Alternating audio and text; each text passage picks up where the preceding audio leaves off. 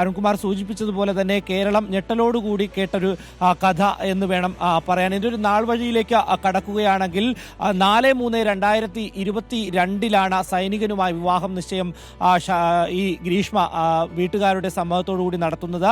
22/8/2022 ആദ്യം ജ്യൂസ് ചലഞ്ചിലൂടെ ഗ്രീഷ്മ ഒരു സ്ഥലത്ത് വെച്ച് ഈ ഷാരൂണിനെ കൊലപ്പെടുത്തുവാൻ വേണ്ടി പാരസെറ്റാമോൾ മാംഗോ ജ്യൂസിൽ കലക്കി നൽകുന്നു. പക്ഷേ ആ ജ്യൂസ് ചലഞ്ച് വിജയിച്ചില്ല. രണ്ടാമതാണ് ഈ 14/10/2022 കഷായം ചലഞ്ചിലൂടെ, അതായത് തൻ്റെ സ്വന്തം വീട്ടിലേക്ക് വിളിച്ചു വരുത്തി കഷായം ചലഞ്ചിലൂടെ കഷായത്തിൽ പാരക്യൂറ്റ് എന്ന് പറയുന്ന ഒരു വിഷം കൃത്യമായി തന്നെ കലർത്തി നൽകുന്നൊരു സാഹചര്യം. അതിനുശേഷം 19/10 ഷാരോൺ വലിയ രീതിയിൽ ശാരീരിക അസ്വസ്ഥതകൾ അനുഭവപ്പെടുകയും ആശുപത്രിയിലേക്ക് മാറുകയും ചെയ്യുന്നു. തിരുവനന്തപുരം മെഡിക്കൽ കോളേജ് ആശുപത്രിയിൽ ചികിത്സയിലിരിക്കെ 25/10/2022 ഈ ഷാരോൺ മരിക്കുകയും ചെയ്യുന്നു. അതിനുശേഷം ഗ്രീഷ്മയും വിഷം കുടിക്കുകയും ആശുപത്രിയിലാവുകയും ഈ മെഡിക്കൽ കോളേജിൽ വെച്ച് തന്നെയാണ് അറസ്റ്റ് രേഖപ്പെടുത്തുകയും ഒക്കെ തന്നെ ചെയ്യുന്നത്. ആദ്യഘട്ടത്തിൽ പോലീസ് അന്വേഷിക്കുന്നു. അതിനുശേഷം ക്രൈംബ്രാഞ്ച് 29/10/2022 ഈ കേസ് ക്രൈംബ്രാഞ്ച് ഏറ്റെടുക്കുന്നത്. 31/10/2022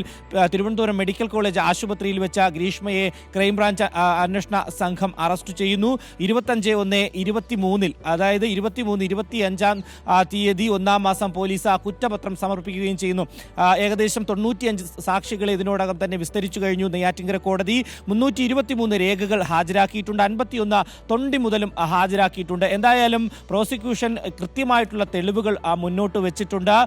പ്രതിഭാഗത്തിന് അല്ലെങ്കിൽ വാദിക്കുവാൻ കഴിയാത്ത തരത്തിലുള്ള ഈ കൃത്യമായിട്ടുള്ള തെളിവുകളാണ് ഹാജരാക്കിയത് എന്നാണ് അഡ്വക്കേറ്റ് അനിൽകുമാർ പറഞ്ഞത്.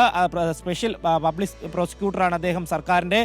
എന്തായാലും 11 മണിയോടുകൂടി നെയ്യാറ്റിൻകര കോടതി ഈ കേസിൽ വിധി പറയും.